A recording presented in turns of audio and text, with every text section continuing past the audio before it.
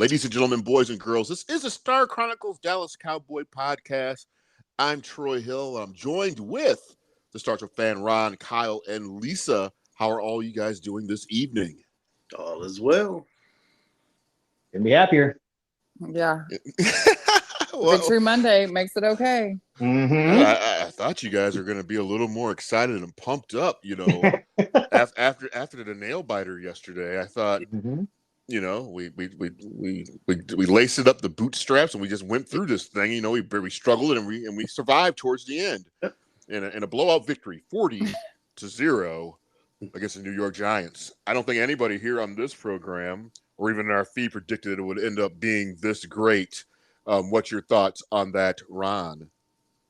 Man, I didn't. Matter of fact, if you recall, I kind of stumbled around in my prediction on this one on last week because I was like, it's week one. I'm not sure what the weather is going to be looking. I had all kind of reasons why I didn't think this team was going to come out. Dak not doing anything in preseason and the offense seeing limited action. And then I said, you know what? It's the Giants. It's a division game. They're familiar with them. Give me the Giants. But 40-0, no, that I did not expect. Yeah, I was wondering, I understand since the Cowboys are the first game of the season, but then again, it still is the Giants. Dak Prescott was like 10 victories in a row now over the Giants since like 2016. 11 now. Something like that. Yeah. 11, so it's 11 now? Yep. Now it is, yeah. That's just ridiculous. The level of NFC dominance that Dak Prescott has over a few of these teams. It's pretty impressive. Let's go ahead and welcome back Lisa to the program. She's been on assignment the last couple of weeks, but she's back. Yeah. I would have been here with y'all. The assignment was not pleasant at all. But like last night was such a weird because like I don't know how y'all felt, but like in that very first drive, I was like, the Giants, the very first drive that the Giants had, I was like, here we go again. And I was like, I was talking like the people I was sitting at the table with. Got to play people in the preseason because they act brand new and they've never done anything. And I was like, it's going to be just like last year when we played Tampa in week one. Mm-hmm. And then all of a sudden it's like the blocked field goal was like a switch was flipped. It was almost like blood in the water. And once they got a taste of it, there was no going back. Yeah, it was it. To me, it was like the damnedest thing. I felt like I was watching a video game for the most part. This was like a Madden game with all the things that can just go horribly wrong, just like in a matter of seconds. What's your thoughts on it, Kyle? Yeah, I kind of agree with Ron and Lisa. I watch football all day, and I felt like I saw some really sloppy, bad penalties, sloppy beginnings. So I figured this was the same thing. Like, Lisa was right. That first Giants possession, I'm like, oh man, they're kind of moving the ball a little bit on the ground. I'm like, you know what? The first quarter, these teams are going to feel each other out. But but like Lisa said, it just the wheels fell off fast for the Giants, and Dallas took advantage in every single possible way. And it was I did not see that kind of beatdown coming. I thought it would be closer, division game, you know what I mean? But man, that was something else, man. I gotta say that was, like I said yesterday, it was the most dominant, probably most complete victory I've ever seen in a long time. At least in a long time. I mean, 40-0. That was insane. Yeah, I was gonna say, I don't know. Let's slow the roll of all time. Well, I mean, I would say the past 20 years. Let's Super Bowl 27 aside, the past 20 years, No, you're correct and stuff. Yeah, I could definitely roll with you on that one. As far as the team goes, one of the key attributes of a championship football team is taking advantage of the other team's mistakes. Lisa, on a defensive standpoint, how do you feel that went for the Cowboys? And that was like something that was really, really refreshing. We're starting to get more turnovers than what we have. I mean, that was one of our biggest complaints over several years about not getting any turnovers, but we've turned that around in the last 2 years, and now we're taking advantage of these turnovers. Did you see that difference over the game yesterday? Yeah, for sure. It was, I mean, from a defensive and special team standpoint, it was, I mean, with the exception of that very first Giants drive, it was, in my opinion, it was almost a perfect game because, they were putting hats on, like Trayvon came to hit and he caused 2 fumbles, and everything fell in our direction, in our favor too. Like the pop up when they hit Saquon and it popped out and it just landed right in, I think it was Deron Bland's arms and he just ran it in. Like things did go our way, but and I think I'm going to be honest, like I think that starts with Micah. Micah is, for lack of a better phrase, he's the dog that we've been waiting on for defense. Like we kind of thought DeMarcus Lawrence might be it, and he maybe on a scale of 1 to 10 of dogicity, he got to about a 6.5. Micah's on a scale of 1 to complete dog. Micah's on about a 47. And it's like, I think they feed off of that. And so, like I said, once they got a taste of it, they all wanted a piece of it. And it was good to see. I was happy about it. No, I totally agree with you, Lisa. And an excellent point about the about the ability of one player kind of lifting up everybody else. It's kind of like that old like Michael Jordan type of try. I know it's a different sport, but it's like how that one exclusive player on your team has the ability to bring everybody up to a different level they might not normally be able to play at. What's your thoughts on that, Starstruck? Well, it's funny. I don't know if you all remember this because it was so long ago, and you guys kind of threw me under the rug. And someone probably remembers the comment what I'm getting ready to say. But when that guy first got in the league, Micah, I had mentioned, I said I can see this guy having as much impact, and maybe not the same, but similar impact as Ray Lewis did for the Ravens. I don't know if anybody remember me saying that, and I got laughed out. And everybody's like, that's too, and I agree that was too soon because we're talking about this was his rookie year, but I just had that feeling, just the presence when he first got to the scene. I said, I can see this guy, if he hangs around long enough, having a similar impact as Ray Lewis did to the Ravens. And I remember getting laughed at, saying that, we can't compare this guy. That guy's a Hall of Famer. And I agree. That was a little bit too soon and a lot premature. But we are starting to see it start to turn in that direction. I would have been more with you with the Michael Jordan, though. You say Ray Lewis, I'm like, I don't know the listener that does not live here in the DFW area. There's a large amount of dance clubs and different type of clubs and things of that nature in this area. When you start saying like Ray Lewis to me and stuff, I always think about the last part of it.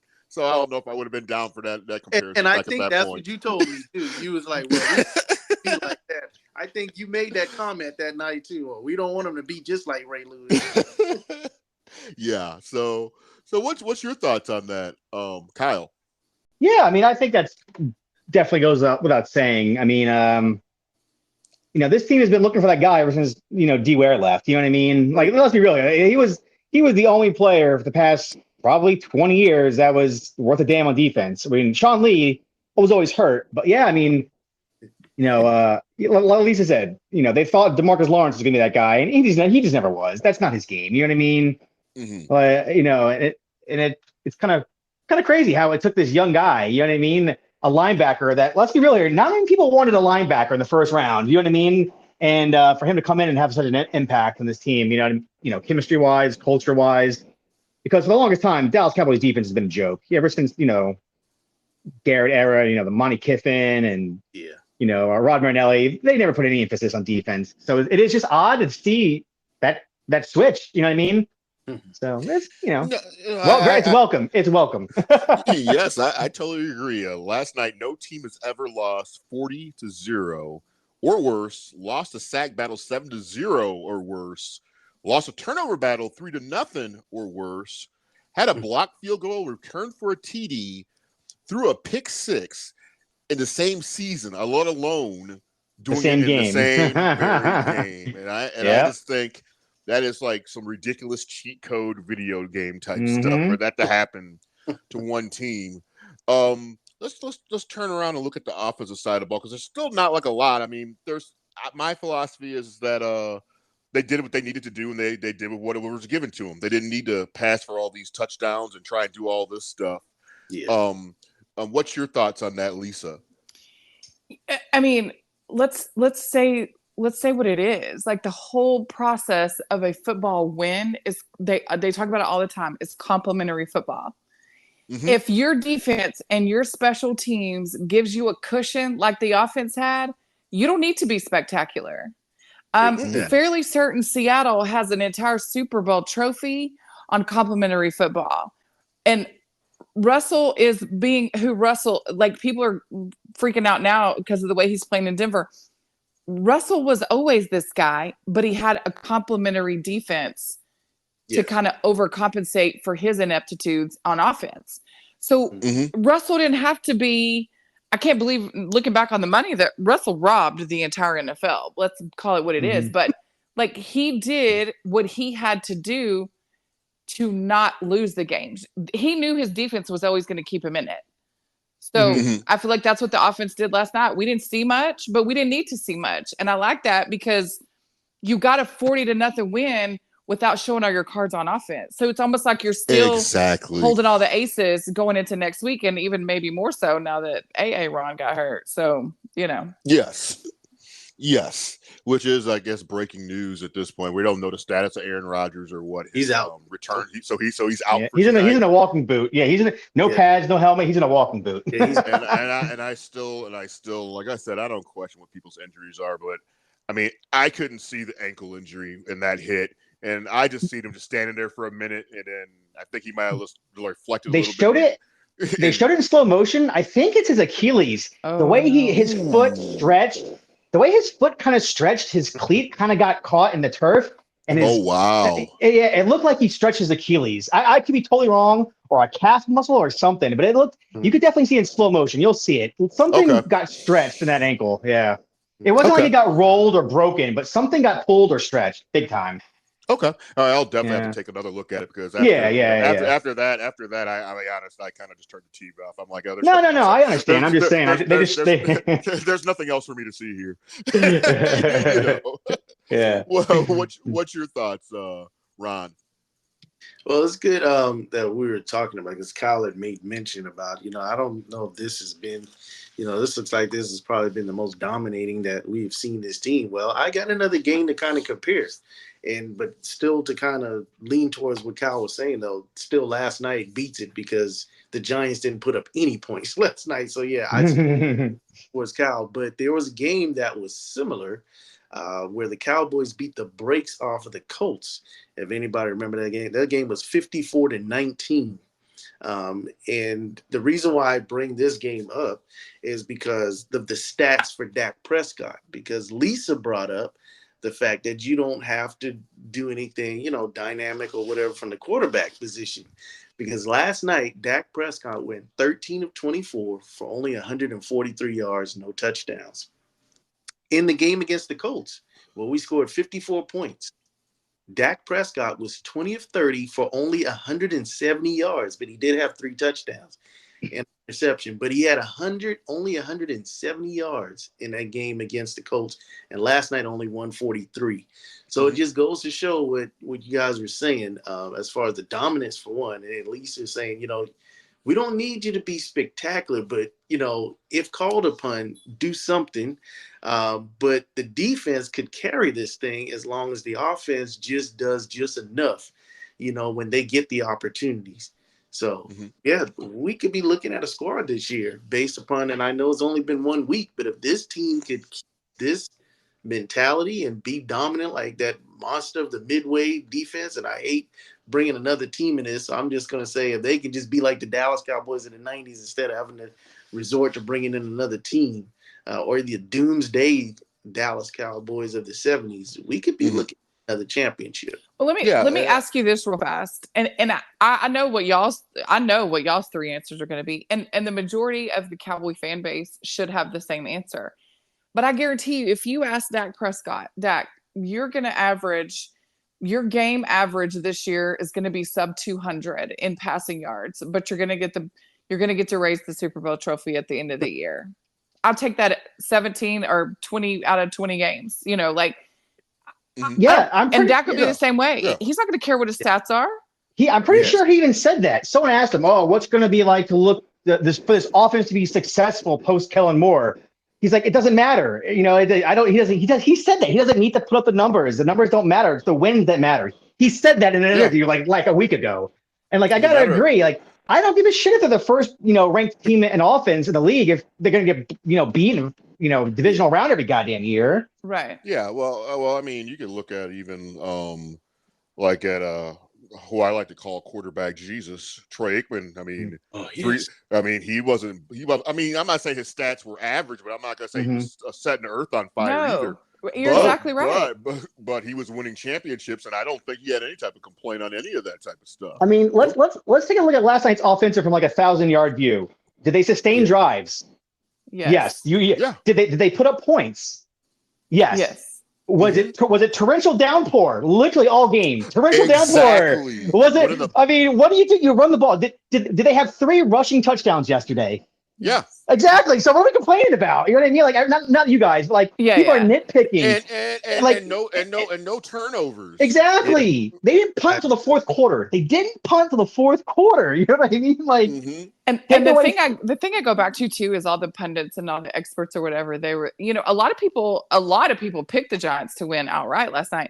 But a lot of the more like a broader scope, they're picking the Giants, and the Giants still could. They still could do something or whatever. I get it. It's one game. But like, imagine like the things that I would say needed to be cleaned up on offense were the drops by the tight ends. Okay. Tight ends. Yeah. If they catch those, this score could have gotten to be 50 plus pretty quickly.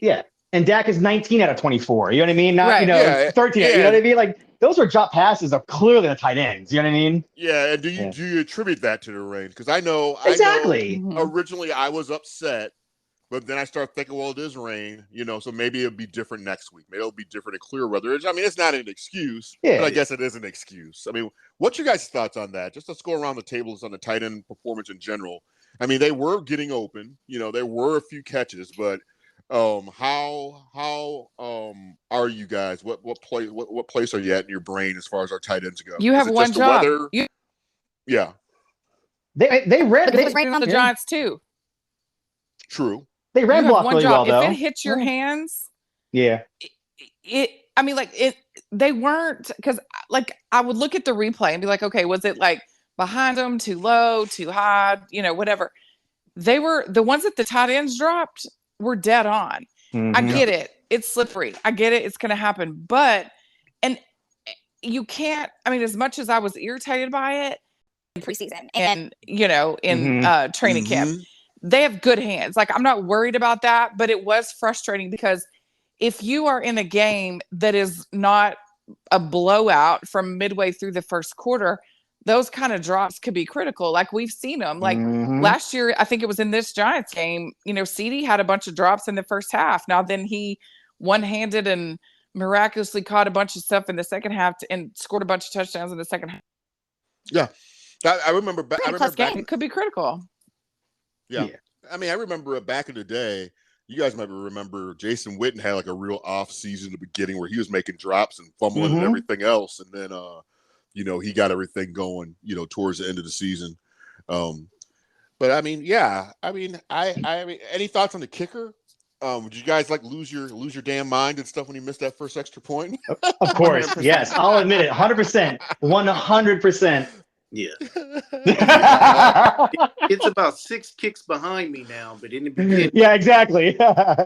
Those 6 kicks really helped subside that. But had he not had as many kicks after the fact, I would have been hot today. Yeah. Kicker or wanting a new kicker to come in, but I'm good. I'm good now. He rebounded nicely. Very nice. Yeah, he rebounded nicely. Yeah. So I'm okay. Yeah. He got a lot of practice. That's for sure. Yeah, bad weather and everything. Slick. Yeah, exactly. Yeah. So I give him a pass for last night, but going to dry AT&T Stadium this upcoming week. No excuses. Air-controlled stadium. None of that. Okay, well, let me put this around the table. So we agree on the kicker and the tight ends aspect. I think those are only 2 issues. Was there any other glaring issues anybody else noticed that could be potentially wrong with this team? Let's go ahead and go with Ron on that. Man, it's going to be tough with 40-0. I don't recall a whole lot of penalties. It's to me, it's hard to judge him off of last night. Number one, because it was such a dominating game. It's going to be difficult to find things. And then again, like Troy, what you were stating out, you always still have that excuse weather. It was raining. So you don't know how much the tight ends, to me, from the way I observed them when I went to camp out in Cali, when I've seen them in preseason last year, the young guys, they were grabbing pretty much everything put into their hands. We only had a couple of other wide receivers that we will remain nameless that were dropping. But to me, I don't think it's a problem or something I want to hold against the guys, only for the fact of what the weather was on last night. And I would like to see them in the stadium this weekend to see if we're still having similar issues. Okay. What's your thoughts, Kyle? Yeah, I mean, it was a bad look for the tight ends for sure. But yeah, I mean, I'll factor in the weather, and I'll give them credit for the run blocking though. I mean, I didn't notice anybody getting pushed around back there, and pass blocking. I thought they did an excellent job doing that. Good call. If I'm going to nitpick, I'm going to nitpick on our ability to run the ball in from the goal line. I was told Pollard couldn't do it, and Zeke was the only running back in the NFL capable of running in goal line situations. So I don't know. Right? I mean, we were told Pollard couldn't do it, and only one running back in the history of the NFL could do it. So I was, I'm going to nitpick on that. Well, it looked like he could. He looked like he could do it to me. Yeah, I'm clearly being sarcastic. Okay, my next question would be for Lisa. Give me a player that performed outstanding on defense, not named Micah Parsons. I mean, because there is several. You really just pick. You can. It's like you just pick a name out of the hat. But one that I was really kind of shocked by was Dante Fowler. Like. But here's this is what I was going to say earlier. So Micah Parsons, as fantastic as he is as a talent and as his ability on the field, the greater good that he brings to this defense is the Micah Parsons effect. So I mean by that is like he is the Michael Jordan-ish because he makes everybody around him better. And part of that is because they elevate to his level of intensity and work and all that. But then also offensive coordinators are going to have to scheme around Micah Parsons. And he can play every position in the front seven. Exactly. And I mean, how do you where he lines up at, how can you do anything? No, you can't. And then so like that automatically opens it up for these other players. So like even if you're average and on an average team, you're going to remain average. But like last night and then the offensive linemen, and that started happening late in the game, they started moving early because they had happy feet because they knew he was coming from somewhere. At one point he lined up as a interior. He was like a nose. I saw that. Yeah. And he ran. That's when he got his sack. Like he bounced off of two people and still got a sack. Like you can't defend that you can't scheme for that. So but I was pleasantly surprised with Dante Fowler because I thought at the end of last year he was kind of like almost a liability, but he absolutely was not last night. I didn't think. See, I was really impressed by Gilmore. I think that signing of Gilmore was critical because I think it opens up and makes it easier for Diggs. I think there's going to be more opportunity for Diggs to get picks. I just think because you don't really know where the hell you're going to throw the ball at now. So, I mean, I definitely like Gilmore a lot. How about you, Kyle? You could have almost named anybody on that defense because I thought Diggs, didn't he force 2 fumbles? You know what I mean? With tackling, we always get at him about not tackling, right? I thought Juan Thomas played excellent. I thought Marquise Bell played excellent. They had him playing safety, linebacker. I thought Van Der Esch played well. He was running sideline to sideline. He was rushing the passer. I mean, you could literally name anybody on that defense. I thought it was the best defensive performance I've ever seen. From player to player. Now, I don't think anybody slacked yesterday. I mean, you're right. No. Gilmore had a pick in his first game. You know what I mean? Like that trade, we're gonna look back at that trade like, wow, we really stole. What was that? We gave a 5th round pick for him, a 6th round pick. Something like that. Yeah, steal. That was a steal. Oh my god!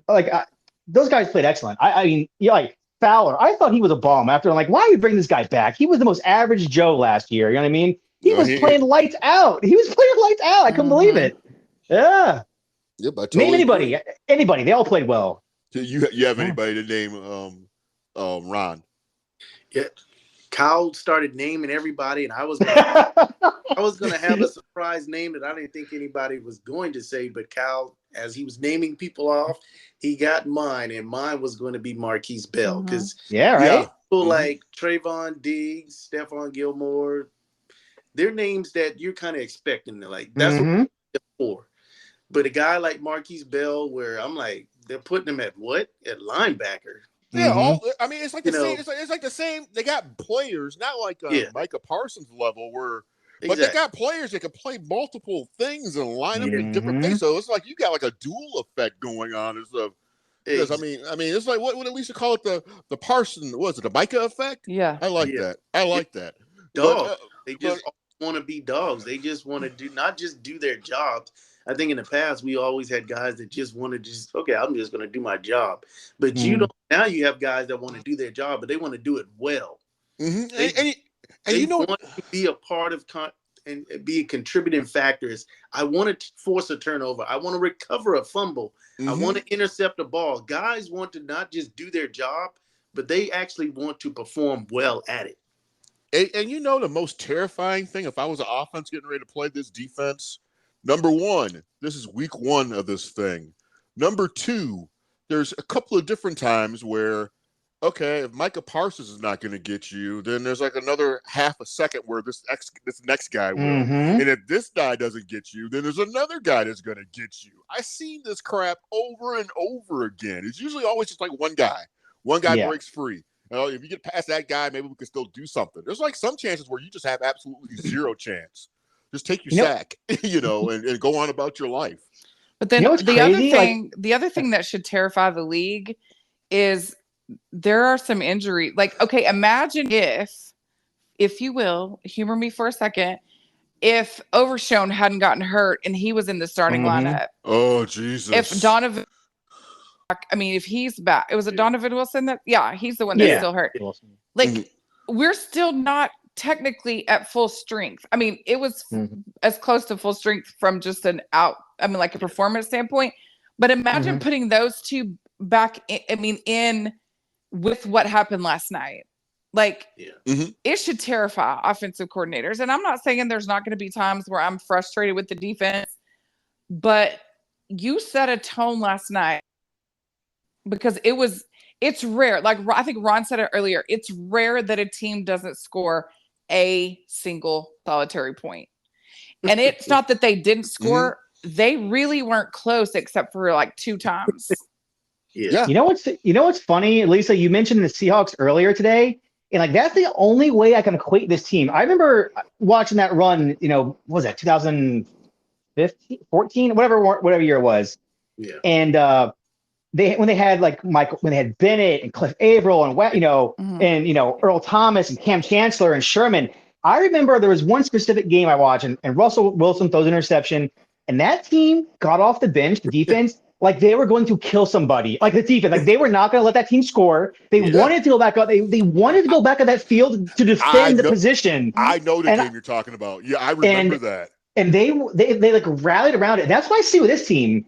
I mean, they are fast. They are mean. They want to literally rip heads off. Like, and that's a culture we have not seen. But the only thing I think about it is when I think of this team to those players in that Seattle defense that all those years ago. Yeah, that's crazy. When we talk about that team that wants to rip somebody's head off, I don't even know we had that even in the 90s.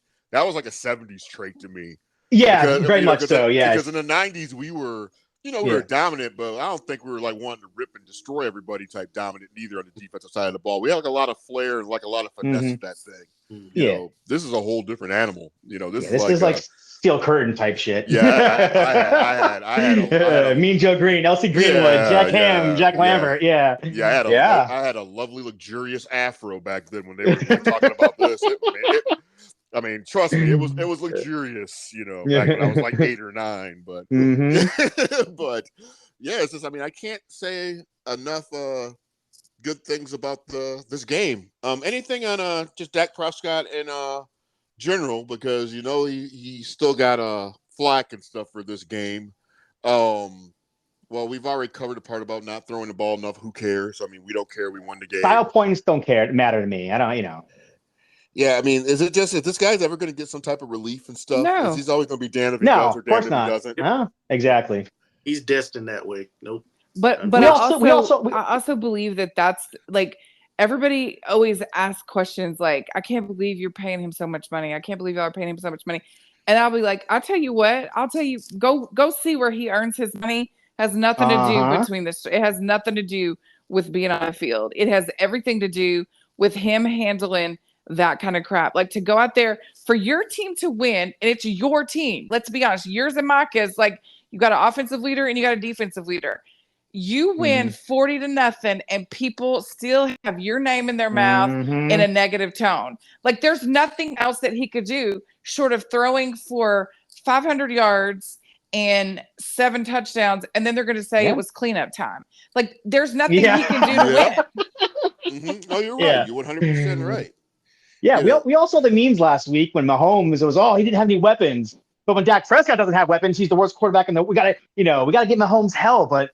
Like quarterbacks need help. They need weapons. You know what I mean? Like, you know what I mean? Like every quarterback. It's like we make a double standard for Mahomes and Prescott. You know what I mean? Like, come on, man. I'm over it. It's like I agree. I totally agree with you guys 100%. But at the same time, what I don't need is to get reminders on every other update when everybody else throws an interception and stuff all over my social media feed either.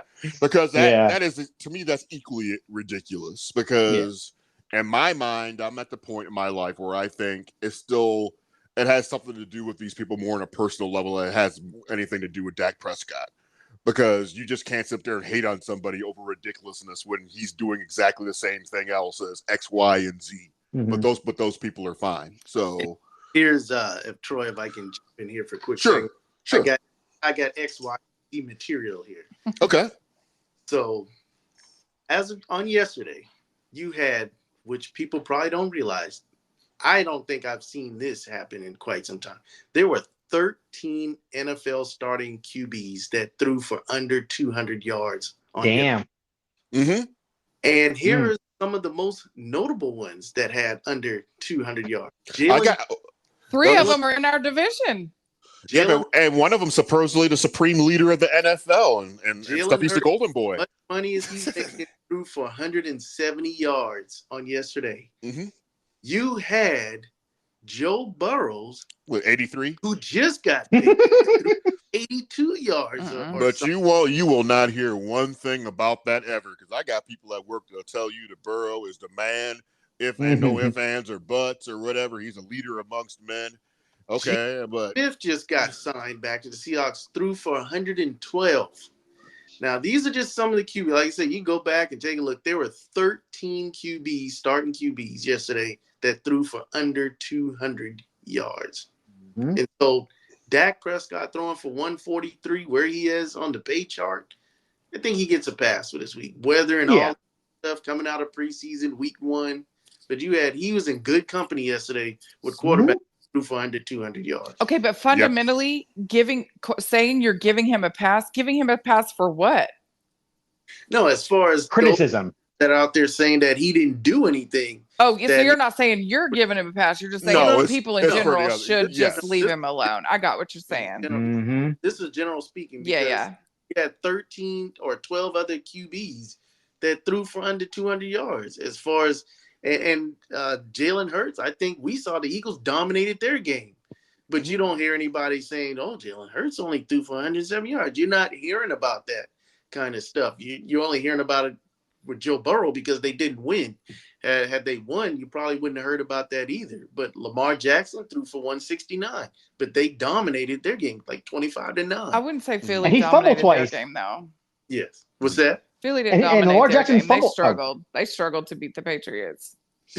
They jumped out. The Patriots are they're one review away from potentially winning a game or being in position to win. Anyways, one Zeke fumble away from not blowing that game. 4.1 this past weekend. Right on course. Right on. Well, and the other thing that I think about this team, typically, and I was there last year when we played Tampa, that was like watching paint dry. So like we typically start slow. So like somebody said earlier, like you should be, the league should be on notice. The funny thing is I watched the whole 49er game, the early game. They are That was a dominant Uh-huh. performance. They beat the brakes off of the Steelers, and it wasn't even close from the beginning. So like, I think it was. But the national media has them, on a pedestal or whatever. But yet, this is where I would get kicked off of national network quick, because like you didn't have Pittsburgh. Some of y'all had. I mean, some of the guys had Pittsburgh as maybe a possible contender in their division, maybe, but but a lot of you had the Giants as major contenders in our division, not only in the division, but possibly even to go to the NFC Championship. So you mean to tell me that San Francisco beating the Steelers in the manner in which they did was more impressive than the 40-0? Not 1, not 2, but 0. Like, and that's where this team just will never get a fair shake. And it all, the reason they don't is because of the owner. I was because of Jerry. It's 100% because of Jerry. That's exactly it. And to me, just the audacity. Like Tiki Barber, for example. Oh my God! This damn guy. And he stated, what did he state? Like any person was running a team would want to have Daniel Jones versus Dak. He would take him over Dak 100 times out of 100. It's not even close. That's what he said. And he said, and the majority of the league probably feels the same way. Yeah, Daniel Jones is basically I mean, you say Russell Wilson, is like a thief in the night. I mean, Daniel Jones might very well be. I know, too, because $40 million some dollars a year. But his contract is so weird. It's kind of like he's not. He was good enough to get that contract because they really didn't have another option, and they got him locked for 2 years, and then after that, they're going to end up cutting him and move on to someplace else. So Giants fans that happen to be listening to the show, don't worry, Jones won't be there. He won't be there that long. That's all. Lisa probably know that stuff better because she's the salary cap person. But that's a salary cap deal, casualty thing that we must do something to move forward. So the best thing that happened to the four of our franchise was when Daniel Jones got that contract. Yes. Agreed. Yeah. A factor for me for the next 2 to 4 because of what you just did. Yep. True. You're 100% correct. I'm not going to lie. I adore Jalen Hurts. I have for a long time. It makes me sick at my stomach that he plays for Philly. I'm hoping that his contract looks to be foolish too. And I think, I don't think if we want to talk about, I'm not knocking Jalen's talent. Jalen is talented, but Jalen is not, I don't think he warrants being put on the pedestal that he was put on last year. And if you go back and look at games last year, there were some that were magnificent, but not all of them were. The majority of them weren't. Yeah, and a lot of those victories, yes, they had a lot of wins, but a lot of those wins are still suspect. They were playing against teams that might have been missing a key player, key starters. There's asterisks to put along some of those victories that they had, last year, I think, anyways. And go ahead. Jalen Hurts has already landed that money. He got that back in the spring. He's already landed his big contract. No, I know, but I'm saying I hope that the value of that ends up looking foolish. Like I get it that he already got it, but I'm hoping that after this season it looks to be a mistake. You know what I mean? Yeah. Well, did you guys see that stat last night? It's how much of the money has jumped for quarterback within that was crazy, dude. Oh my God. I saw that. It went from in 2020 or 2013. What was it like? 20 million. Yeah, then it jumped up to like 50, 60 million, something like over a 10-year span. Dude, that was insane. His extension, it was people were laughing at him because at the time I think he was at least top 3 when he got his sign. Now he's like the bottom. He's like top 10 now as far as contract, maybe even 11 now that Joe Burrow just got paid. I think Dak's like number 11 on the contract list, and he was like in the top 3 when he got paid. Yeah, no, you're 100% correct. So actually, this was a great talk. The listeners out there, if you guys enjoyed the program and you have a question you would like to have addressed on our program, do not hesitate to email us. Email us at TSC Dallas Cowboy Podcast at gmail.com. Again, where do we look like? What do you guys think we're going to be at going forward? Any predictions for next week? I know we did our our yearly predictions where we all picked except Kyle that we were going to go through the Jets. Has that opinion? I'm changing that, by the way. I'm changing that. Aaron Rodgers injury. There's no way I could expect him to lose to Zach Wilson. No, there's no way.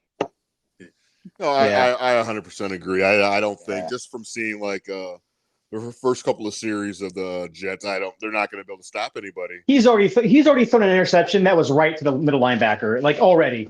So yeah, I'm not taking the Jets. Oh wow. Okay, so Yeah. you're going to be at 3 losses for the season now. Are you going to try and are you going to try and parlay that into something else later in the season? 14. No.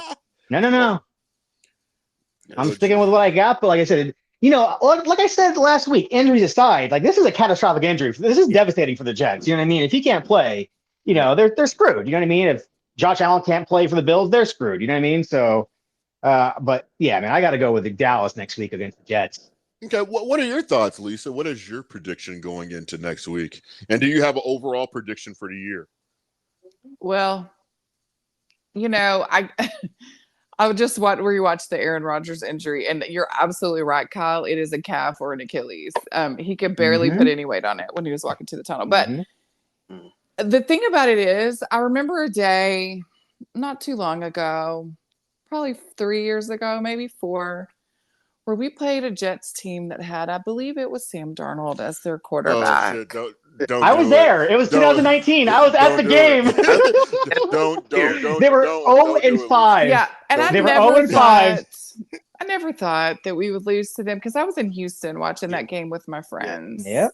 Yeah. I remember this. I drank so much of my sorrows, my toenails hurt because I was so miserable because there was no reason that could have ever happened. So but I'm watching the Jets defense really good. So yeah, if our defense can but I mean, to be fair, the Giants front seven is really, really good, or supposedly was really, really good too.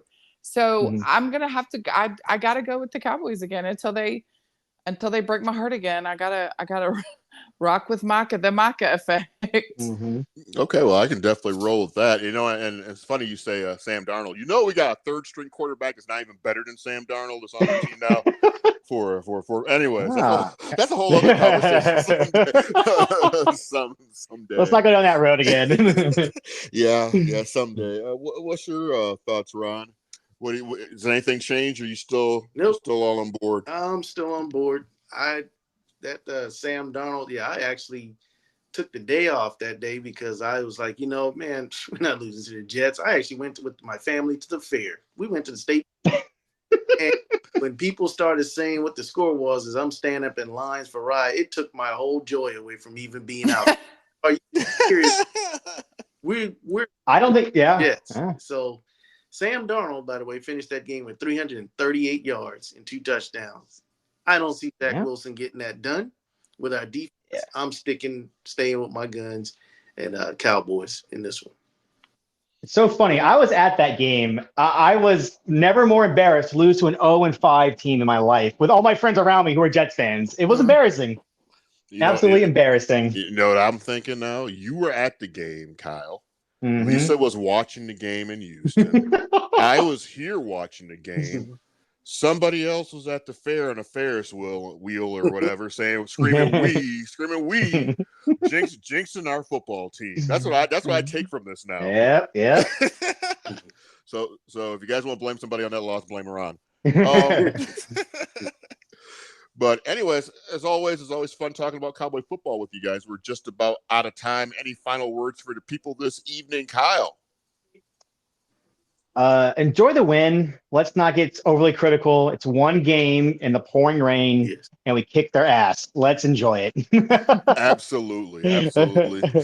What you got, Lisa? Same. Enjoy it, but don't overreact. Like, don't buy your tickets to Vegas. Like, it's not that serious. You don't get bonus points because you blew them out by 40. It still goes as one win in your column and one loss in the Giants column. Like, that's the part of the problem I think with this fan base too. The highs are way too high and the lows are way too low, and I'm guilty of that. I'm guilty of the low lows. I'm not really guilty of the high highs, but so just like that, enjoy it, take it for what it is. Let's see what we got week 2, and then again though, after week 2, it's still just week 2. Like, just roll with the punches. How about you, Starstruck? Yeah, I mean, just like they've said, we still got about get 16 more of these games or 15 once after week 2. Um, don't want to hear the whole, this is our year type of stuff, which most of the people posting that anyway aren't even Cowboy fans. They're just trying to Mm-hmm. comments. But like I said, we still got time to go on this thing, and really, we should beat the teams that we're expected to beat. But most importantly, we're going to be judged off of those games like the 49ers and the Eagles Mm. that we face. That's going to really be able to determine, because those are the teams we're really going to have to get past when it gets down to it. So I'm glad we destroyed the Giants, but at the end of the day, that's what I want to see, and I'm looking forward to those matchups when we get to them on the schedule. I'm not looking ahead. But when we get there, that's what I want to see when we face those guys. That's when we should start determining where this team really is. Well, that's good stuff. I think I'm going to start taking all your guys' advice. I'm going to call my job tomorrow, see if I can get my job back, because I've already quit, and I'm sitting here on Main Street, Dallas Boulevard somewhere, and stuff, waiting for the parade to come this year. Yeah, yeah. No, but seriously, I understand it. I understand people getting excited and stuff, but it is very premature this early to start talking Super Bowl and all this other type of jazz and stuff, because if you're not right and you don't got that lightning in the bottle at the end of the season and stuff, you're just another average damn team and stuff at the end of the day, So that's really what it is. But anyways, I'd like to thank each and every one of you for listening in this evening, and that's all we have. So that being said, go Cowboys. We'll see you next time.